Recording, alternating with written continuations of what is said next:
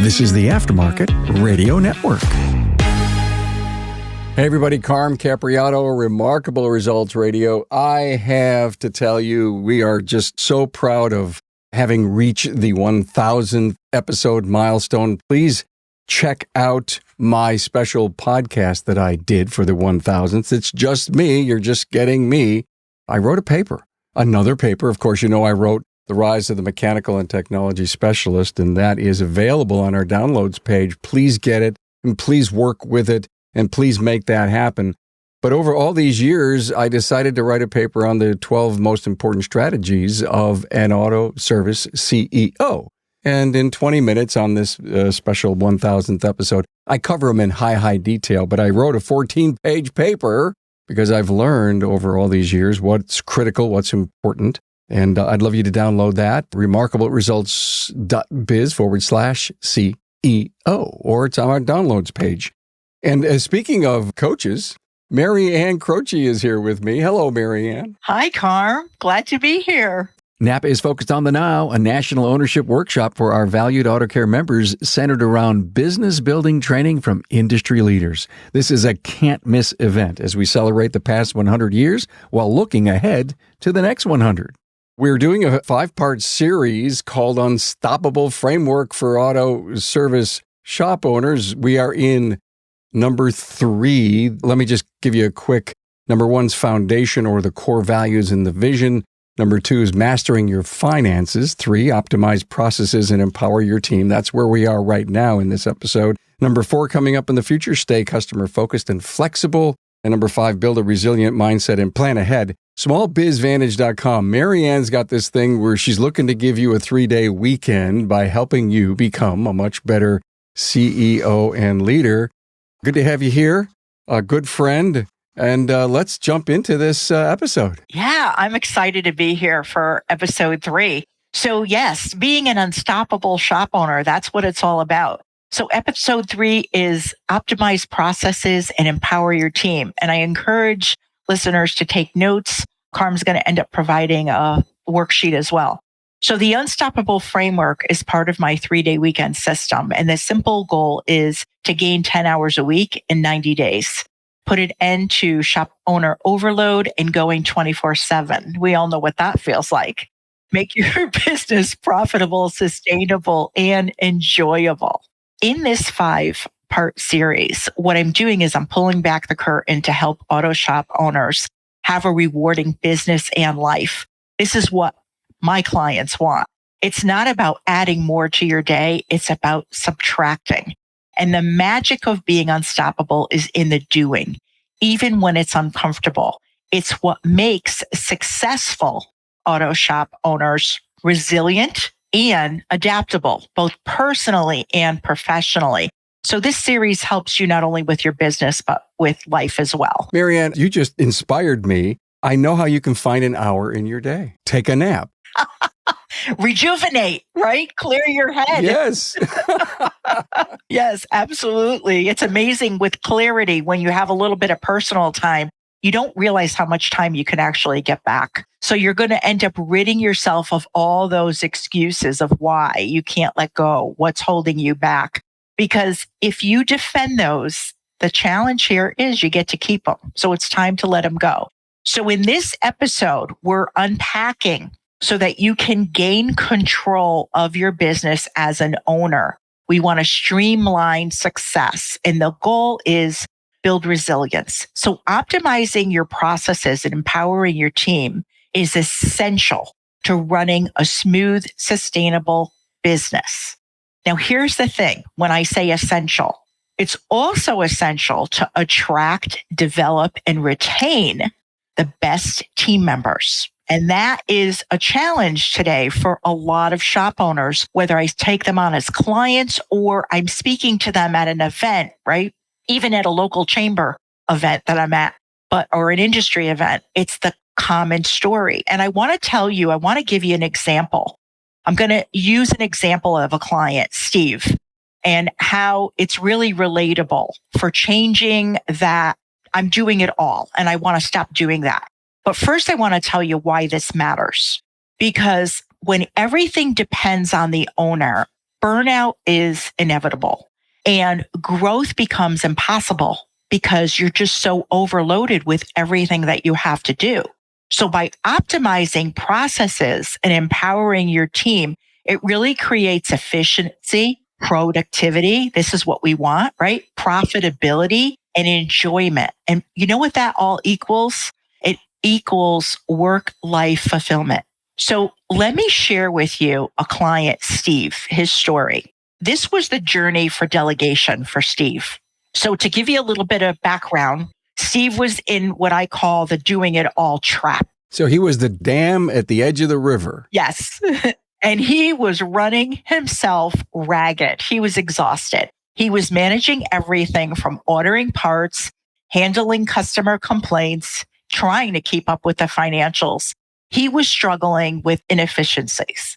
And Steve really felt frustrated that his team wasn't stepping up. Really on the verge of burnout, Steve realized that he needed to make a change. He contacted me, and this is when it was a turning point for Steve, because here's the thing. Together, Steve and I came up with a plan. And what he did was he started documenting his daily tasks and responsibilities. He actually wrote it down, made a list, and then he created a standard operating procedures, SOPs, for the repeatable task.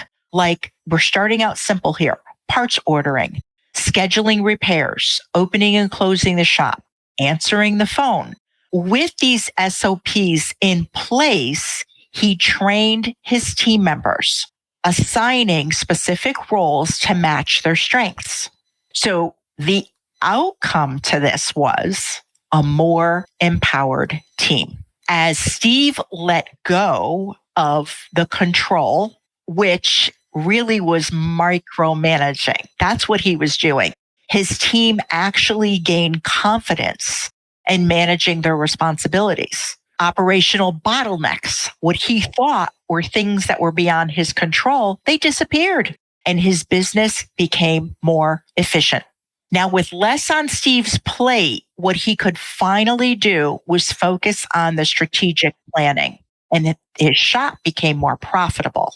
And that's what we worked on next. Most importantly, Steve regained a sense of fulfillment in his personal life as well. He was very surprised when he said to me, I can't tell you how much all of this that I'm doing in my business actually affected my personal life.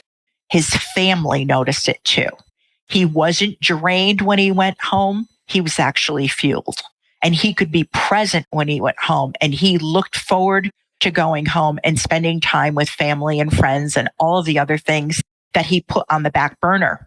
So he really felt like he came for coaching for his business, and I hear this a lot with all coaches. All coaches will tell me this, that I speak with. Clients can't believe how much doing the work on their business really helps with their personal life as well. EVs and other high voltage vehicles are changing the automotive landscape. Is your shop ready? With more than 16% of these light-duty vehicles on the road, you will have many opportunities to service them, but you must do safely and properly. Get your shop trained and equipped to service hybrid and EV vehicles with NAPA Autotech's innovative EV-ready Level 1 high voltage awareness and maintenance training. This 4-day program is held in a fully functioning EV repair facility with all the latest high-tech equipment and technology needed to train your technicians to go from an EV maintenance tech to an EV battery service tech after completing the entire program. This 4-day program is held in a fully functioning EV repair facility with all the latest high-tech equipment and technology needed to train your technicians to go from an EV maintenance tech to an EV battery service tech after completing the entire program. Each topic starts with intensive classroom training followed by in-depth hands-on practice, and students are tested on the knowledge they gained in the classroom. Technicians will learn on various hybrid and EV vehicles such as Tesla, Toyota, GM, Ford, Hyundai, and Nissan. This will allow them to make educated decisions on equipment needed in their own shop to perform repairs. This course is on site at the NAPA Automotive Research Center in Canton, Ohio. Attendance requires ASE 6 certification. EPA ASE 609 certification, and at least 5 years of shop experience. The total cost is only $4,000 per attendee, which includes the 4-day course, hotel, breakfast, lunch, and the PPE needed to perform the services. Now, if you're a Gold Certified Auto Care, you can use your Gold marketing funds to offset the cost. Hey, don't miss out on this invaluable opportunity to advance your team skills and ensure your shop is EV ready. Contact the NAPA Training Service Center at 800-292-6428 to secure your spot. Maryann, I have a quick thought that just scrambled through my mind. As you said, he wrote down everything that he was doing, and I can't imagine how many pages in the yellow pad he had. I've actually done this, by the way. It's scary when you do it on yourself. But I had this thought. Anyone who's listening and say, okay, yeah, I should do that. Either in the first column, draw a line, the first column, or draw a line on the right side of the page and make that your column, write the task, and write only me, possibly me, or not me. And so those not me's should be the delegated parts. The possibly me could be a training piece where not me, I shouldn't be doing this at all. Possibly me, if I taught someone how to do it, they could. But only me, maybe the banking could be only me right now. So it's just crazy thought that I had. Once you get it all down on paper, what do you do next? Of course, a great accountability partner like Maryann would help you, but rate each of those. Only me, possibly me, not me. Just my thoughts. No, I think that's a great thought. And working with someone to have that accountability, some type of accountability partner, is absolutely a good thing to make sure that you get it done. These are the key lessons from Steve's story, his journey, right? That I think are important to share. He started documenting processes. And what he did was similar to what you were just saying. He identified the tasks that he handled daily, and he created SOPs to ensure consistency and eliminate confusion. Because as owners, one thing I hear a lot of times is, yeah, but I got to make sure that people do it the way I want it done, or this is my business, this is my baby. And that's one of the things that they say because they want to hold on to it. So I'm going to quickly share with you 5 steps that I use for creating an SOP. Step 1 is the reason why. Why are you creating the SOP? The outcome that you want. Better customer service, safety, efficiency, whatever it is. In that, step 1, you put the title of the SOP, the author, and the date. This way, if someone has a question, they can go back. If it's been a long time since you updated it, you know that, and you can go back and update it, right? The second step is the role. Who is going to do this? Who is this for? Is it for the entire team? Is it something for service advisors, technicians, the owner? Don't use people's names. Use people's role. The third one is do a walkthrough. Actually, physically walk through this process and put bullet points there. Don't put it in depth, just do bullet points. Like opening your shop is a great example. Physically go open the shop and have a little clipboard or put it on your phone, whatever device you want to use, and just put bullet points of what you do when you open your shop, all the steps. 4 is review. Now you go back to those bullet points and you fill in nuances for clarity. Like, why do you want cars parked a certain way? And you just fill that in so that people understand why.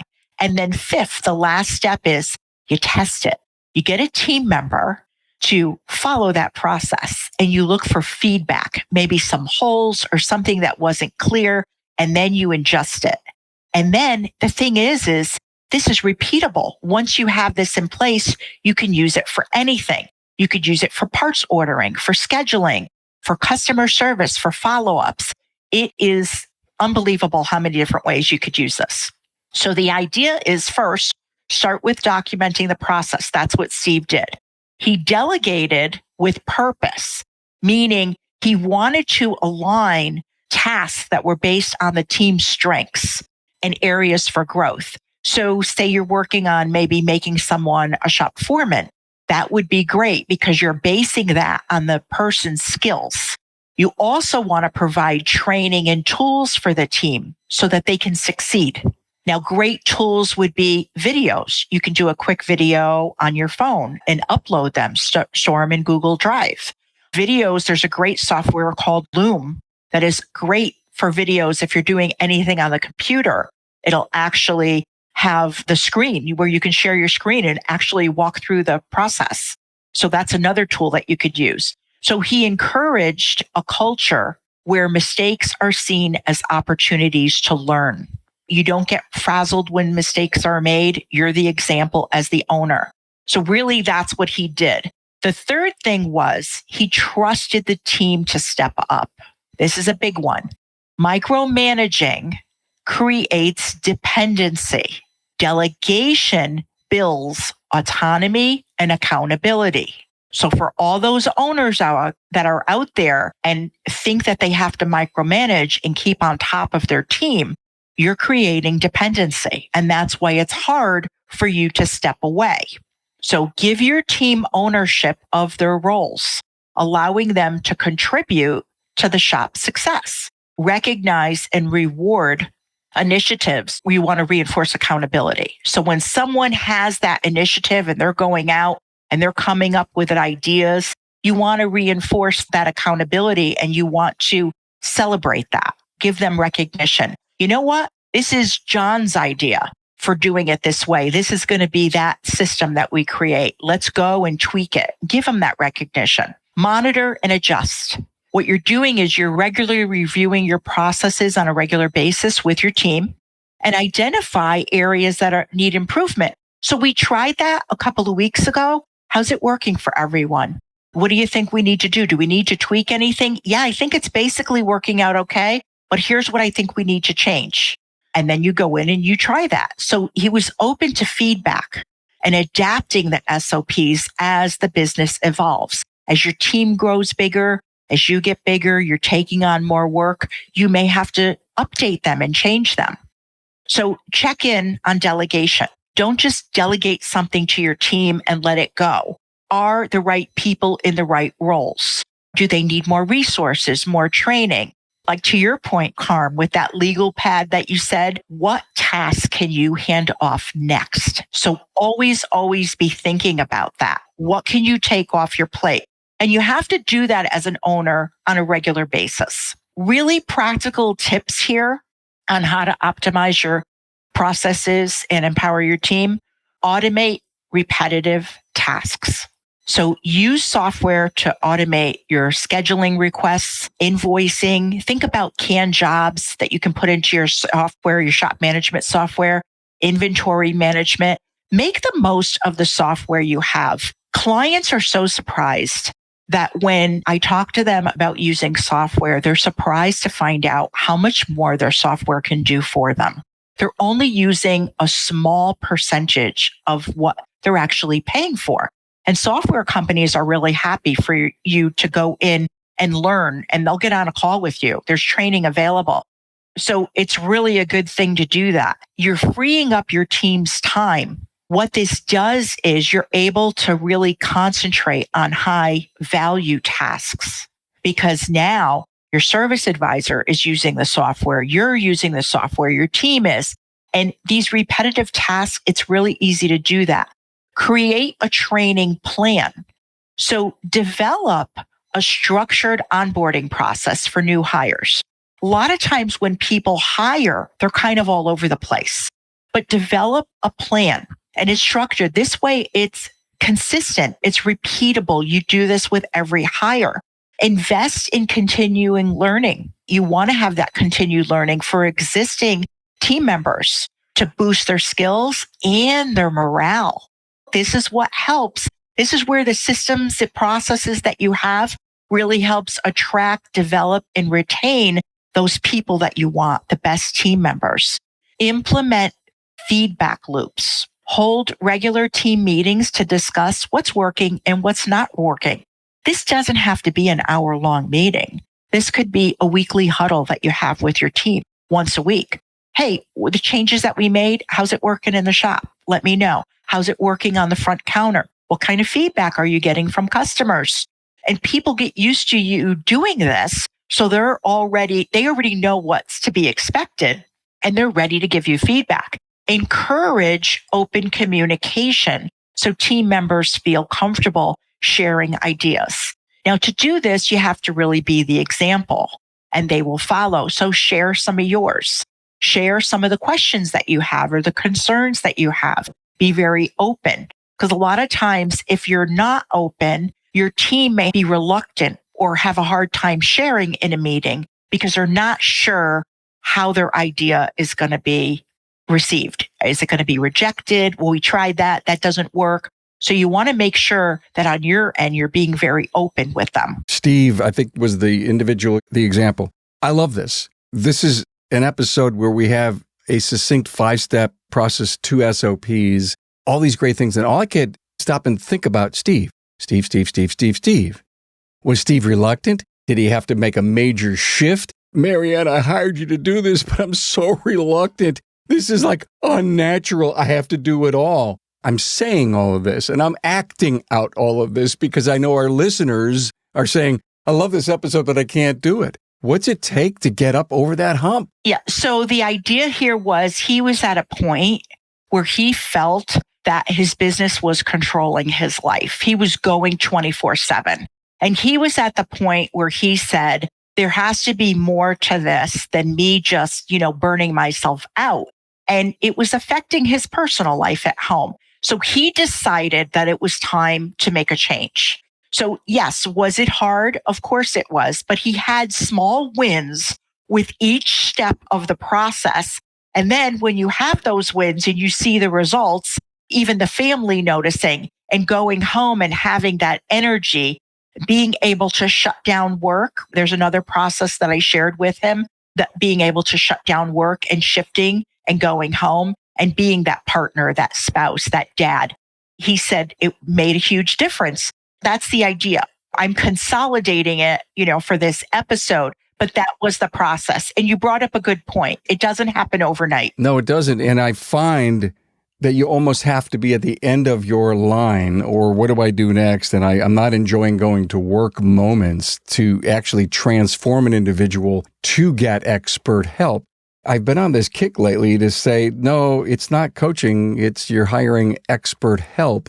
Because even though you've identified the fact that I can't keep doing this anymore, the individual typically, because they're so buried into this micromanagement, they can't hover up over this micromanagement bubble and look inside and know what to do next. This is why we do what we do on the podcast, is that these insights and these ideas and all this wisdom that we share hopefully will motivate an individual to either discover on their very own, go back, listen to the episode, write down these 5 steps. There's going to be a worksheet for you, a fillable download attached to the show notes page, and I'm sure that's going to help you. But yes, thank you for, showing us that Steve was at the end of his line and he needed some help. And some clients, to your point, come sooner where they're not at that point.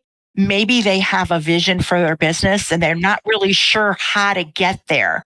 But to your point with Steve, what happens a lot of times with shop owners is in the early days when they start out, they create these routines and habits based on being a brand new business owner, but they don't realize that those routines and habits that they've developed, they stay with them. And they could be 5, 10 years in, but they still have those routine and habits that they created when they were brand new. And if they don't step up or change or kind of shift a little bit, that's where they can stay stuck. So the last part of this that I want to share with you is set boundaries and take breaks. And you mentioned this when you talked about taking a nap in the beginning of the episode. I love this synergy here, Carm. I really do. So just like Steve, right? You really do reclaim your time, get back that time. And some people say, I don't even know if I'm getting it back. It's been gone for so long. But right, the idea is get that time by setting boundaries. What you do is you prioritize your well-being, the things that you want to do, your personal things. Time off helps. It helps you stay sharp. It brings you clarity. And this is really for long-term, right? Future growth. And I'll give you a quick little thing that I do. Now, I'm a grandmother. We've talked about that. I have a 2-year-old grandson. I watch my grandson 1 day a week. I get to watch my grandson 1 day a week. And at this point in my life, nothing is going to hold me back from doing that. So it changes every week. I have him on a different day just because of my son-in-law and daughter's work schedules. But you know what? that day gets blocked out in my calendar. So I'm not available on those days. And that is what I talk about as an example for really long-term growth, prioritizing your well-being. It's amazing how refueled I am when I go back the next day. It's really important to realize that and don't feel guilty. Let me stop you for a moment about the nap thing. I am not saying that you need to go into your office, your glassed-in office, and be sleeping at your desk and showing your people, hey, whenever you want to take a nap, take a nap. It was kind of in jest, but yet what's so interesting is I talked to so many people in the industry, and we were kind of kidding one time. Wow, it's not like a nap. And it was amazing how many people agree with me. I'm not saying be careful where you take it. That's all. So I just want to leave everybody with a final thought, right? By optimizing processes and empowering your team, you not only grow your business, but you also gain the freedom to enjoy the success that you've built. And a lot of times we talk about profits and we talk about all these different things, but we have to remember it's also important to keep the business enjoyable. That's so powerful. This is a very nice 20-some minute, get it in your face, process systems, empower your team. Well, thank you so much. We're going to do number 4 coming up after this. Stay customer focused and flexible. I love that. Thank you so much, Maryann Croce from smallbizvantage.com for this 5-part series, number 3. And I love about you have given in such a short, succinct way the, if you will, launching pad for people to get those SOPs done. And one final comment that when I was listening to you about 10 minutes ago, don't accept what you currently have as this is the way it's going to be forever. And of late, I've been talking a lot about MBWA, managed by walking around. And it was a concept from Tom Peters back when he wrote Good to Great, I think, wasn't it? Get out of the office and look around. You know what your SOPs are. You helped design them. Your people helped you design them. You know what's made this well-oiled machine work. But every once in a while, your intuition and your observation says, this thing is not working. There's a little roughness on the edges. So to your point, you're growing. You have new people. The market's different. Your clients are different. Their needs are different. And all of this is a constant evolution. So just don't think once you've done your SOP thing, you're done. You're never, ever done. Maryann Croce, thank you so much. Thanks for having me, Carm. Thanks for being on board to listen and learn from the premier automotive aftermarket podcast. Until next time.